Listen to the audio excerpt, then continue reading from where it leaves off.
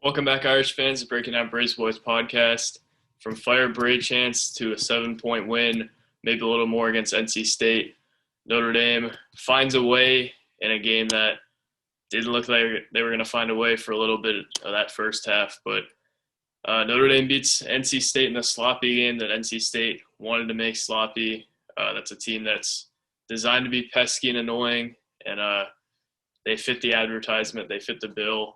Really threw Notre Dame off early, and throughout the game, really, Notre Dame didn't look like themselves offensively pretty much all night, but the Irish found a way to win, even through a sloppy performance. They handled the press well enough. Credit to Prentice Hub on that, and Notre Dame's other guards as well. But overall, just did enough to win, found a way, and that's got to be the motto for Notre Dame down the stretch here. Just keep finding ways to win, and you'll find yourself in a spot that you'll like when we come March. So good win for Notre Dame. Would have been a killer on their resume if they had a quad 3 loss to NC State, which NC State is that's a trap game for a quad 3 opponent. NC State's a team that's gonna be pesky. They have 2 guys who will probably be all ACC when it's all said and done, and they're just a team full of athletes. They haven't quite put it together. They can't really score in the half court that well, but man, I would not want to see them as a quad 3 team. And I wasn't super jazzed about this game and what it could do to Notre Dame if they lost, but Notre Dame found a way and keeps things alive and gets themselves in somewhat of a decent spot going into Saturday against UVA. The student section I thought was good tonight. I really like how Mike Brey it seems like he's done an awesome job marketing the program to the students. It didn't seem like there were that many other people in the arena. They cut to halftime, and there was one guy behind Corey Alexander and the other announcer. But overall, I don't know that you can control the city too much, especially if you're winning games like this and they're still not coming much. I think it's also due to it being like 2 degrees out and 9 o'clock on a Wednesday night. But Mike Brey has done a nice job marketing the program to the students here, and that should not be understated. The students have really helped Notre Dame throughout this year, undefeated at home, and they've won some big games with the students behind them. And tonight was another example. You got the McLovin flag on the baseline. You got the students being loud.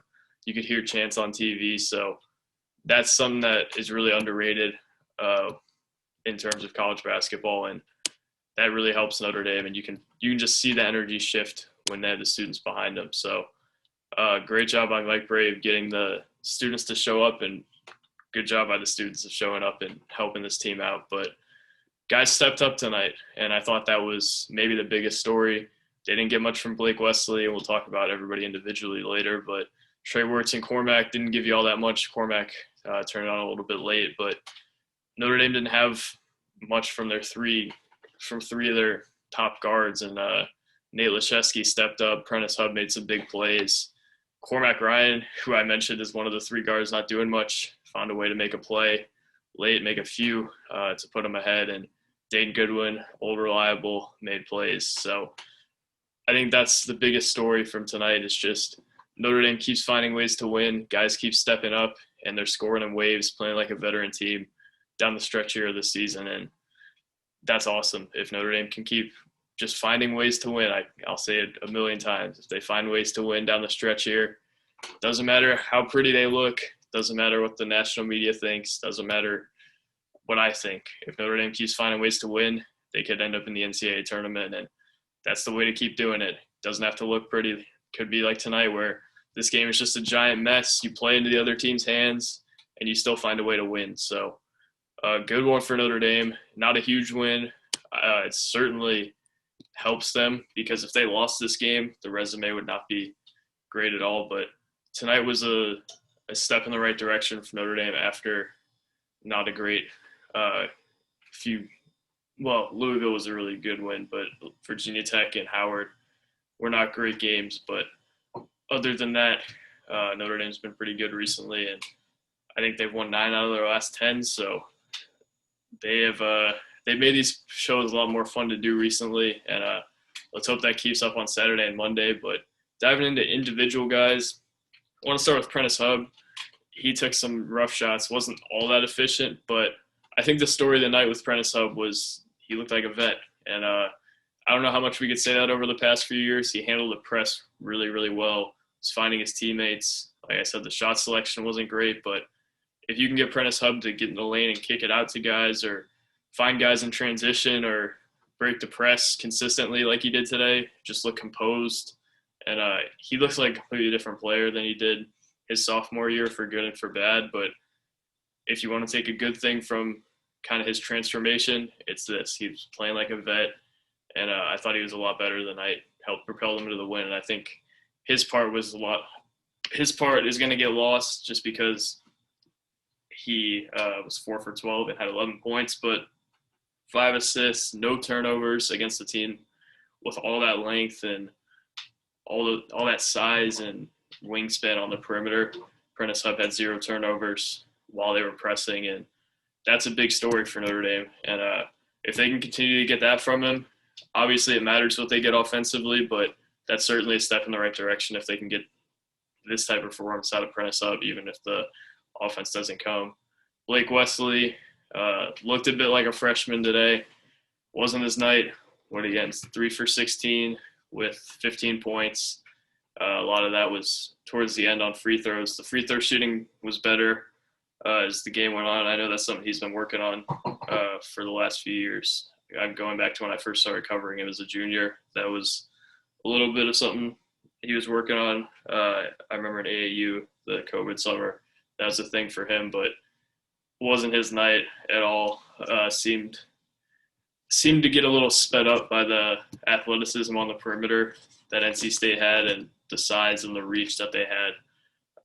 Didn't look like he was really playing at his own pace. Took some not ideal shots, but he's a freshman. It's bound to happen. And I'm always going to be harder on the seniors just because they're in their 20s, and Blake Wesley, I'm pretty sure, is not.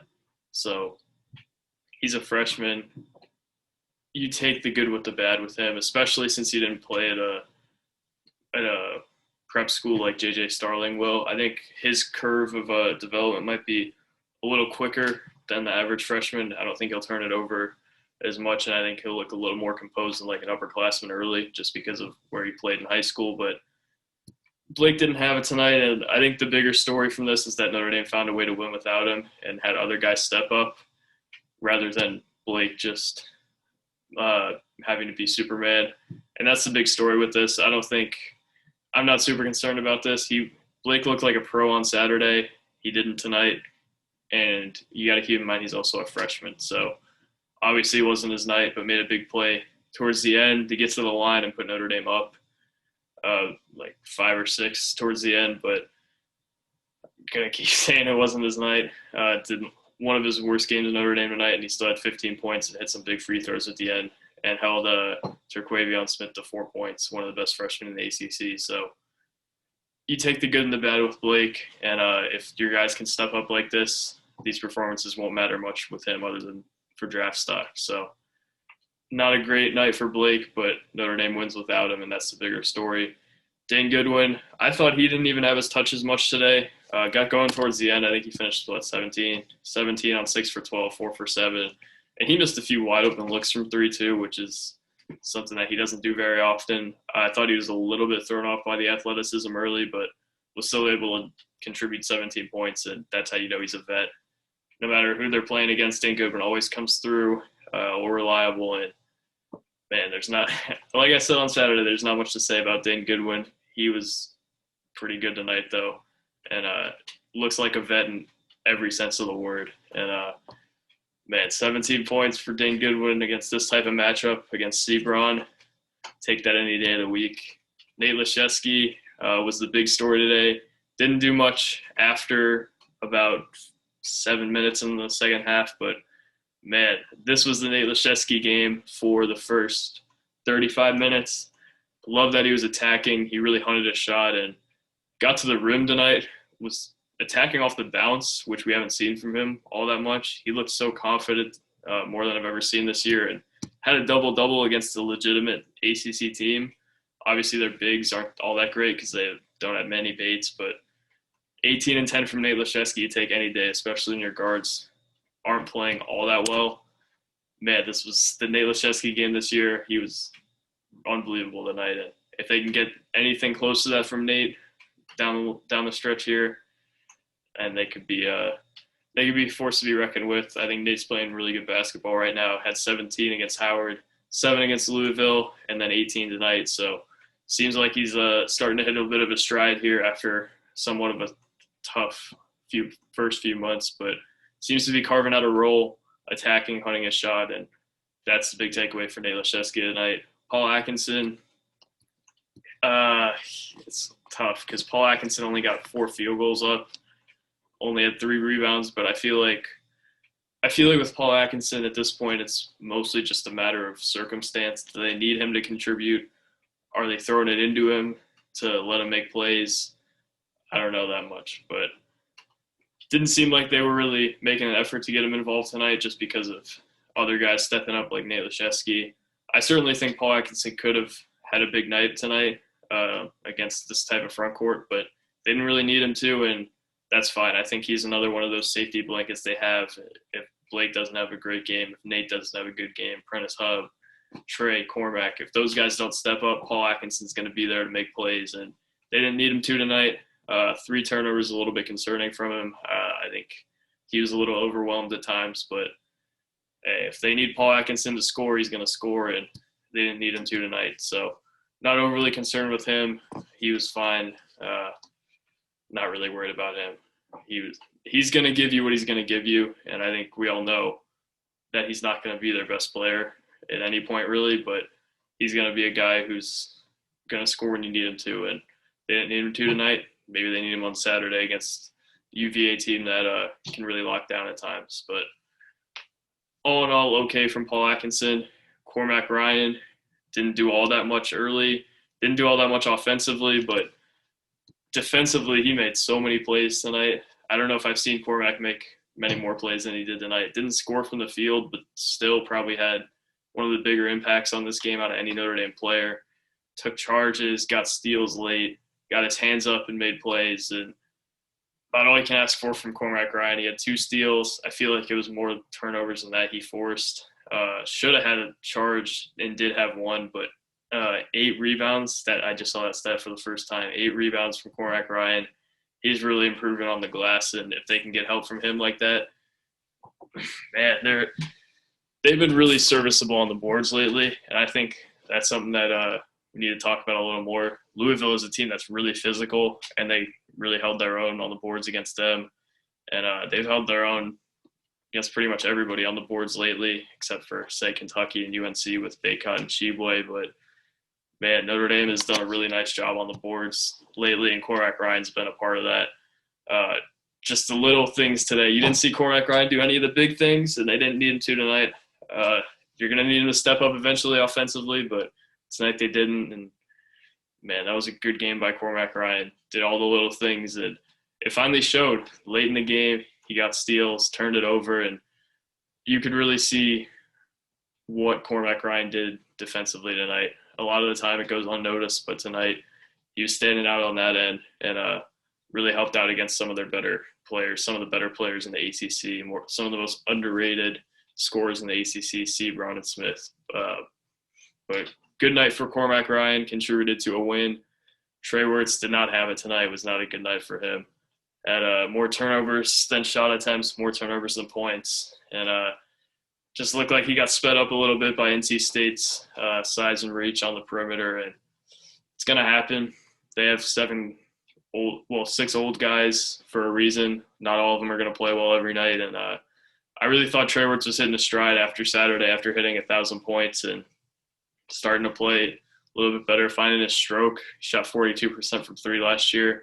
I think when Trey Wertz is at his best, he's probably their best shooter. Dane Goodwin, it's so hard to pick against Dane Goodwin, but when Trey Wertz was on last year, it seemed like he couldn't miss a shot pretty much the whole year. Dane's definitely the more consistent shooter, but I think Trey at his peak is the best shooter on this team, and he hasn't been able to get to his spots all that well. He hasn't really seemed like he's wanted to attack all that much, and they got to get him going from 3 eventually today was not a day they needed him to, but just seems fed up. And if you think Trey Wertz is going to be the point guard next year, if Starling can't or Blake can't, Trey has an argument to be the starting point guard next year, the primary ball handler, and tonight was not one of the games that you can make an argument for him based on kind of how he turned it over, how he got sped up, and how he could really turn the corner offensively.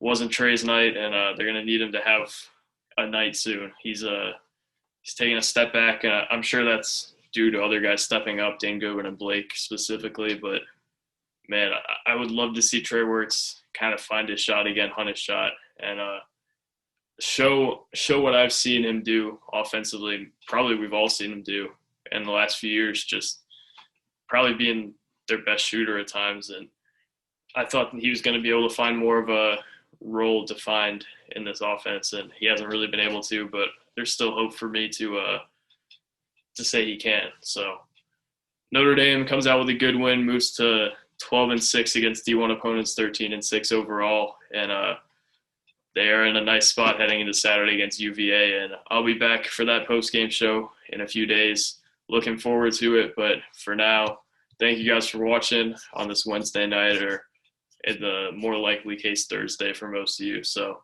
thank you guys for watching. Have a good night, everybody, and go Irish.